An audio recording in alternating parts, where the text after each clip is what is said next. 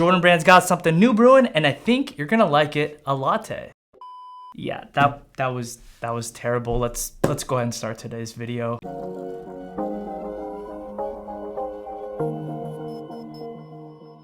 What is good, everybody, and welcome back to the channel. For today's video, we've got an early pair of sneakers here in the studio. These are the Jordan 1 High Latte.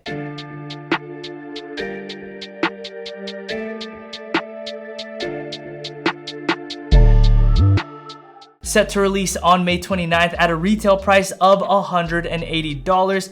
The Jordan 1 High Latte aims to be more than just a woman's sneaker named after their favorite caffeinated beverage, but in addition to that, serve as an alternative to the highly regarded and very popular Jordan 1 High Mocha. Now, if you do enjoy this style of content where I bring in early sneakers, style, and review them, please make sure to go ahead and like today's video and subscribe to my channel with notifications on. This is going to be the best way to let me know to keep this style of content coming, but in addition to that, it helps my channel get noticed by more kind people like yourself. Also, if you haven't already, go ahead and check out the links below. There you'll see a direct link to my clothing brand, LWH Clothing, which did just recently restock, featuring the perfect vintage tee, the Grace necklace, and the very popular G03 denim. Below that is a link to my watch company, Aura Watch. We did just open up pre-orders to the Ultra Slim Mirror watch, our most affordable option yet, without compromising on design, quality, or overall movement. But getting right back into the sneakers, Jordan Brand absolutely came correct when it comes to the details. Beginning with the unboxing, we have a template that is a standard Jordan 1 box with a splash of detail. The milky cream latte art on the box for presentation foreshadows the ongoing theme that you'll find throughout the rest of this sneakers experience. Now, once inside the box, Jordan Brand provides a special coaster, which is surprisingly very nice quality. One side of the coaster says, "See ya latte." Terrible joke, I might add. But on the flip side, you've got the Jumpman logo. I thought this was a really cool touch as it does tie into this theme really nicely. Jordan Brand did bless us with an extra spare set of sail laces. And finally, you have a little bit of that latte swirl art tissue paper encasing the sneaker. Now, as it relates to details, we have a sneaker here comprised of a combination of soft beige, creamy white, and rich brown tones, resembling a delicious latte for a lack of better terms. The upper is made up of both leather as well as nubuck, while a dense thick rubber encapsulates an air sole unit that does make up the sail midsole as well as the tan outsole. Now, as with all Jordan 1s, I do recommend going true to size. For reference, I range anywhere from an 8.5 to a 9. These are a women's 10, which is an 8.5 in men's, and I find that these fit perfect. Now, as I do with all my sneaker reviews, I did want to end today's video sharing with you guys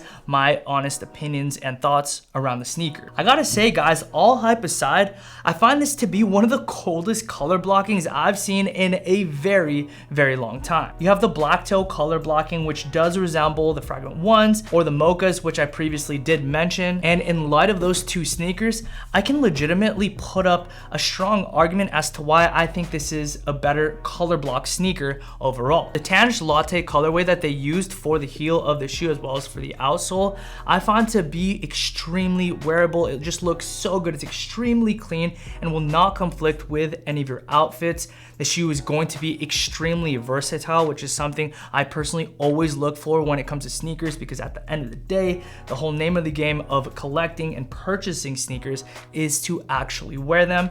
And quite honestly, I can't imagine a better color blocking or more wearable color blocking than this pair here. Now, the reason why I do think that these will not be a hit, however, is just bad timing. The demand for Jordan 1s just isn't what it used to be. And that's most likely due to the fact that that demand has been satisfied, with many people going as far as to say that with the many options of the Jordan 1 in addition to a high inventory count, the shoe is oversaturated, which honestly isn't a bad point.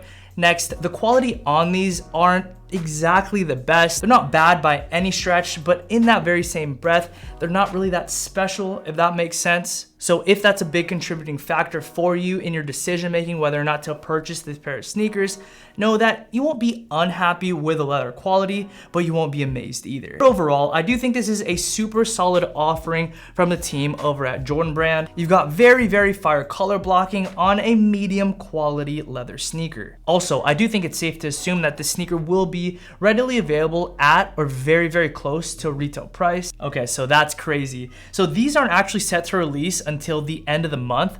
They are currently sitting for below retail, right at $152. It's really interesting. That doesn't quite make sense to me. Are people just losing money on these pairs? So yeah, you can actually get them before retail, before release date. If you plan on picking this up, go ahead and enjoy. I'd pick them up early. I feel like this is a very good shoe at that $150 price point, but that is going to do it for today's video. If you guys did enjoy, please be sure to let me know by liking today's video and subscribing to my channel with notifications on. Also, don't forget to check out my watch company as well as my clothing brand, LWH Clothing. And as always, I'd like to thank you so much for allowing me the immense privilege to get to serve you through making content. I will never take it for granted. I'll catch you in the next upload. Peace and be blessed.